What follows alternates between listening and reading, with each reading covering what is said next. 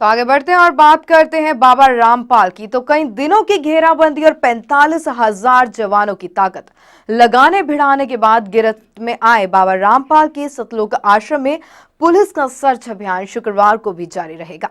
गुरुवार को तलाशी के दौरान पुलिस को कई चौंका देने वाली चीजों का पता चला है। रामपाल का आश्रम किसी 5 स्टार होटल से कम नहीं। जी हां, सर्च अभियान के तहत पुलिस को बाबा के आश्रम से कई चौंका देने वाली चीजें मिली हैं।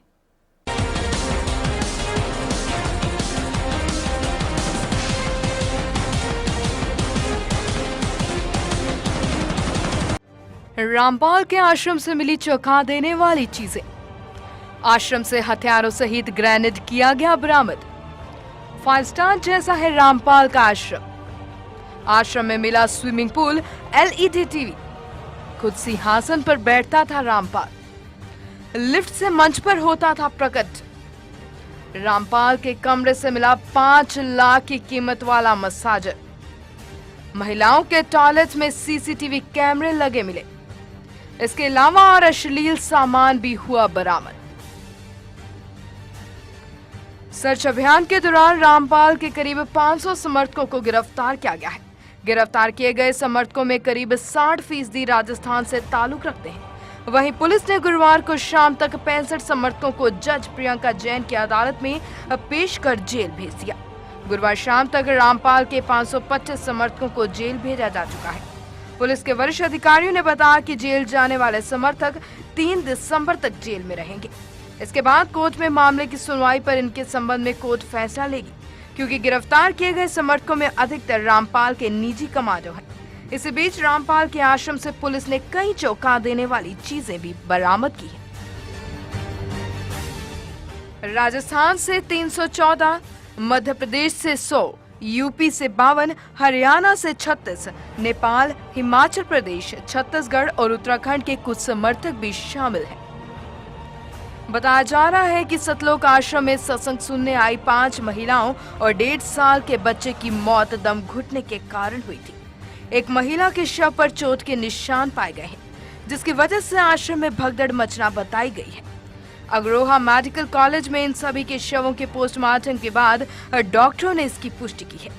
रोहतक जिले के भगवतीपुर निवासी संतोष, यूपी के जाखोरा निवासी रजनी, पंजाब के संगरूर निवासी मलकीत कौर, यूपी के रामपुरा वास निवासी राजबाला की मौत भी दम घुटने से हुई है। पोस्टमार्टम रिपोर्ट में इसकी पुष्टि की गई है।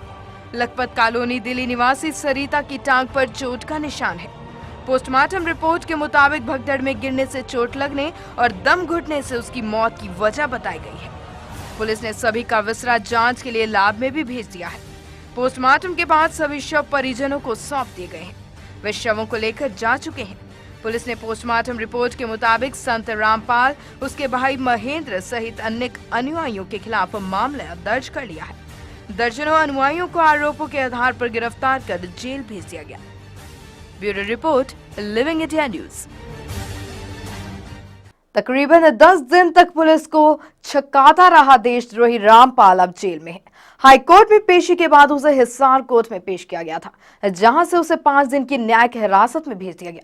उसके खिलाफ पुलिस ने हत्या और देशद्रोह जैसे केस दर्ज किए गए। रामपाल को 5 दिन की रिमांड पर पुलिस को सौंप दिया गया है। अदालत ने रामपाल को 28 नवंबर को फिर से पेश करने को कहा है।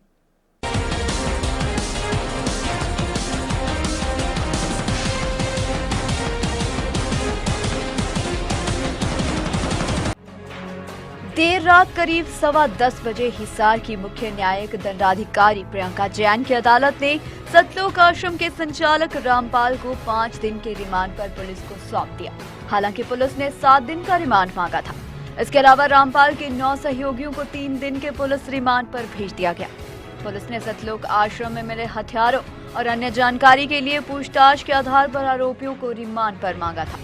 वहीं हाईकोर्ट ने गिरफ्तारी के लिए गैर जमानती वारंट जारी किया था, उस पर शुक्रवार को सुनवाई होगी।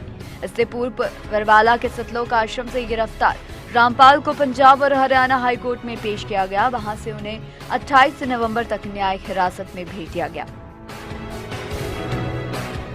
अन्य मामलों में जानकारी हासिल करने के लिए पुलिस उसे हिसार ले गई। हाईकोर्ट ने पूरी कार्रवाई के लिए हरियाणा पुलिस और सुरक्षा बलों की तारीफ भी की है। चिकित्सीय परीक्षण के बाद पंचकुला में रखे गए रामपाल को पुलिस कड़ी सुरक्षा के बीच बृहस्पतिवार सुबह हाई कोर्ट लेकर पहुंची। सबकी निगाहें 10 नंबर कोर्ट रूम पर सुबह से ही लगी रही। सुबह 10 बजे हरियाणा के एडवोकेट जनरल बी.आर. महाजन ने जस्टिस एम. जयपाल और जस्टिस दर्शन सिंह पर आधारित खंडपीठ के सामने अर्जी देकर रामपाल की गिरफ्तारी की जानकारी दी और आग्रह किया कि शुक्रवार की जगह बृहस्पतिवार को रामपाल को पेश करने की इजाजत दी जाए। पीठ ने 2 बजे पेश करने की इजाजत दे दी। खंडपीठ ने सुनवाई के दौरान हरियाणा सरकार से पूछा था कि क्या रामपाल के आश्रम में अब उसका कोई समर्थक है। सरकार ने बताया कि आश्रम में अब भी करीब 2000 समर्थक हैं, जिन्हें जल्द ही बाहर निकाल लिया जाएगा। आश्रम को सीआरपीएफ के हवाले किया जा चुका है। हाईकोर्ट ने राज्य के पुलिस महानिदेशक को आदेश दिए हैं कि वे अगली सुनवाई पर आश्रम में मिले हथियार और अन्य घातक सामग्री की पूरी जानकारी हाईकोर्ट को दे। मिशन रामपाल सुरक्षा कर्मियों की तैनाती, आश्रम की ओर से हुई गोलीबारी, पत्थरबाजी आदि में घायल सुरक्षा कर्मियों की संख्या और आश्रम से गिरफ्तार उन लोगों का पूरा ब्यौरा जिन पर पहले से मामले चल रहे हैं की पूरी जानकारी डीजीपी 28 नवंबर को एक सील बंद लिफाफे में हाईकोर्ट को देंगे। न्यूज डेस्क से bureau report, living India news. तो रामपाल पर देशद्रोह का केस दर्ज, सरकार के खिलाफ युद्ध छेड़ने का केस दर्ज, सरकार के खिलाफ युद्ध के लिए लोगों को भड़काने का केस, सरकार के खिलाफ युद्ध के मकसद से हथियार जमा करने का केस, सरकार के काम में बाधा पहुंचाने का केस दर्ज, दंगा फैलाने का केस, हत्या की कोशिश का केस, आपराधिक साजिश का केस, लोगों को जबरन बंधक बनाने का केस दर्ज, पहले से ही जमीन कब्जाने, धोखाधड़ी और हत्या का चल रहा केस।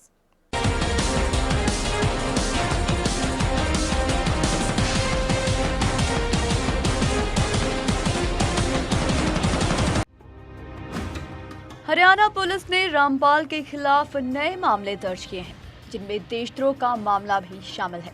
रामपाल के 70 समर्थकों को गिरफ्तार किया गया है, जिनमें से अधिकतर उसके निजी कमांडो हैं और इन्हें स्थानीय अदालत में पेश किया गया है, जहां से उन्हें 3 दिसंबर तक न्यायिक हिरासत में भेज दिया गया।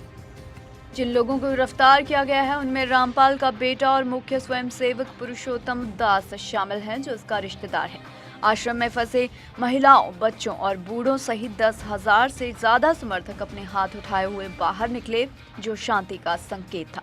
देर रात तक लोग आश्रम से बाहर निकलते रहे। देर शाम काफी संख्या में सीआरपीएफ के कर्मियों को आश्रम के आसपास तैनात किया गया। अभियान में सहयोग के लिए केंद्र सरकार ने भी सीआरपीएफ के 500 जवानों को रवाना किया था। इस मुद्दे से निपटने के तरीके को लेकर केंद्र ने पहले नाखुशी जताई थी। समझा जाता है कि केंद्रीय गृह मंत्री राजनाथ सिंह ने हरियाणा के मुख्यमंत्री मनोहर लाल खट्टर से कहा कि गतिरोध को जल्द समाप्त किया जाए। खट्टर ने कहा कि राज्य सरकार संत रामपाल को गिरफ्तार करने के लिए सावधानी पूर्वक आगे बढ़ रही है। उत्तर प्रदेश, राजस्थान, दिल्ली, पंजाब, हरियाणा, मध्य प्रदेश और अन्य हिस्से के रहने वाले रामपाल के अनुयायियों ने आश्रम छोड़ दिया है। पुलिस ने रामपाल आश्रम के प्रवक्ता राज कपूर, एक अन्य मुख्य कार्यकर्ता पुरुषोत्तम दास और कई अन्य समर्थकों के खिलाफ नए मामले दर्ज किए और नए साक्ष्य आने पर कुछ और धाराएं जोड़ी जाएंगी। डीजीपी ने बताया था कि धारा 121, जो कि भारत सरकार के खिलाफ युद्ध छेड़ने या युद्ध छेड़ने का प्रयास करने, धारा 121A राज्य के खिलाफ अपराध करने का षड्यंत्र और 122 भारत सरकार के खिलाफ युद्ध छेड़ने की नीयत से हथियार आदि इकट्ठा करने के तहत मामले दर्ज किए गए हैं। ये गंभीर धाराएं हैं। इसके अलावा धारा 123 एवं अन्य आरोप, जिनमें हत्या के प्रयास, हमला और आर्म्स एक्ट की अन्य कई धाराएं शामिल हैं। पुलिस और रामपाल समर्थकों के बीच झड़प होने के बाद नए मामले दर्ज किए गए हैं। न्यूज डेस्क से bureau report, living India news. तो हिसार के बरवाला स्थित सतलोक आश्रम के मुखिया को भले ही पुलिस ने गिरफ्तार कर लिया हो, लेकिन अभी भी डेरे के अंदर हजारों अनुयायी फंसे हुए हैं। हालांकि गिरफ्तारी से पहले जो कुछ भी हुआ वह सब दिल दहला देने वाला था। आज जब डेरे में फंसे हुए अनुयायियों को पुलिस बाहर निकालने का काम कर रही तो आश्रम से मौत का सामान यानी कि हैंड ग्रेनेड पाया गया। पुलिस का कहना है कि समय रहते इस ग्रेनेड को बरामद कर लिया गया। अगर समय रहते इस ग्रेनेड का पता नहीं चलता तो इससे काफी जानी नुकसान हो सकता था। हैरानी की बात यह पर एक और है कि गांव के लोग आरोप लगा रहे हैं कि आश्रम में फंसी हुई महिलाओं के साथ रोजाना रेप होते थे और इस बात का खुलासा भी कई महिलाओं ने पुलिस के सामने किया है।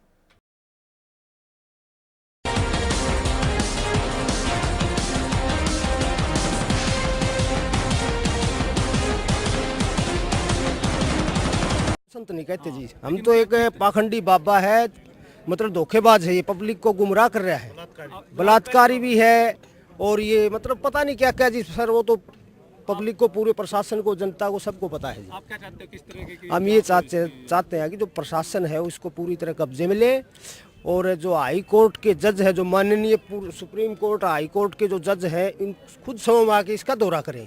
ने बहुत अच्छे तरीके से इसको काबू किया है, और जो औरतें और बच्चे जो बाहर आ रहे हैं वो बाहर आके बता रहे हैं हमारे को यहाँ झूठ बोल के लाया गया था, हमारे साथ बहुत ही अत्याचार हुए, अंदर हमारे को मारा गया, भूखा रखा गया है, हमारे साथ बलात्कार हुआ है, कुछ औरतें मतलब नग्न अवस्था में बाहर निकली हैं। मतलब हम तो ये चाहते हैं, प्रशासन ने बहुत अच्छा किया और अब इसको देखना सरकार का काम है, इसको सदा के लिए यहाँ सील कर देना चाहिए। ये दोबारा से ऐसा आतंकवाद गड्ढा यहाँ फिर नहीं चलना चाहिए। जांच की मांग चाहते हो? जांच तो यहाँ हम तो चाहते हैं जस्टिस हाई कोर्ट के भी जो भी जज है इसकी जांच करें, सीबीआई जांच हो और इसको है ना बंद कर दिया जाए, दोबारा से ये आतंकवाद का केंद्र फिर ना हो। कहते हैं और अब आगे बढ़ते हैं और बात करते हैं बॉलीवुड की। तो अमेरिका की जानी मानी रियलिटी टीवी स्टार किम करदाशियां के प्रस्तावित भारत दौरे के रद्द होने की खबरें आ रही हैं। इसका कारण वीजा संबंधी मुद्दों को बताया जा रहा है। वहीं किम ने ट्विटर पर लिखा है कि वे भारत नहीं आ पा रहे हैं। बता दें कि किम करदाशियां सलमान के रियलिटी शो बिग बॉस का हिस्सा बनने वाली थी। सूत्रों के मुताबिक किम 19 नवंबर को मुंबई पहुंचने वाली थी, लेकिन उन्होंने ऐन मौके पर अपना प्लान कैंसिल कर दिया है।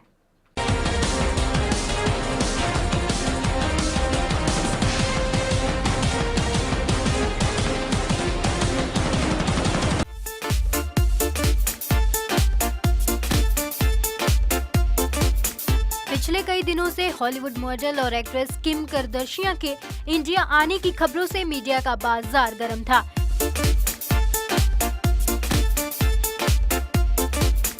कई दिनों से किम के इंडिया आने की चर्चा थी। किम के इंडिया आने को लेकर ऑडियंस के बीच काफी एक्साइटमेंट देखी जा रही थी।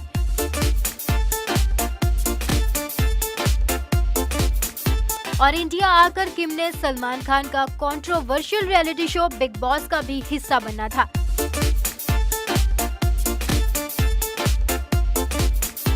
अब शायद हमारी न्यूज किम के फैंस को थोड़ा नाराज कर दे, क्योंकि खबर है कि टेलीविजन रियलिटी स्टार किम करदाशियां की इंडिया यात्रा वीजा संबंधी दिक्कतों की वजह से रद्द हो गई है।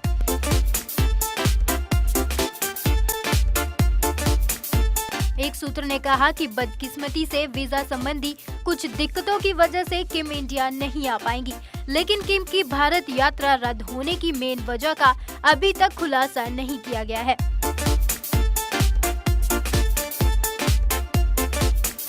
सूत्र ने यह भी कहा कि मेन वजह का पता नहीं चला है, लेकिन वो सभी बस इतना जानते हैं कि वीजा से जुड़ी कोई परेशानी है जिन्हें वो दूर नहीं कर सकी और इसीलिए यात्रा कैंसिल हो गई।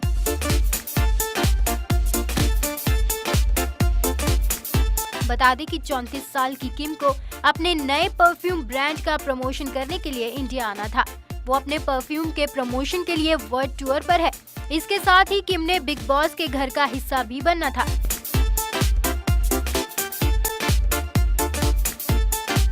लेकिन अब ऐन मौके पर किम ने वीजा प्रॉब्लम की वजह से प्लान कैंसिल कर दिया है, जिससे उनके फैंस तो निराश हुए ही हैं और दूसरी तरफ बिग बॉस के घर में किम को देखने की उम्मीद भी अब खत्म हो गई है।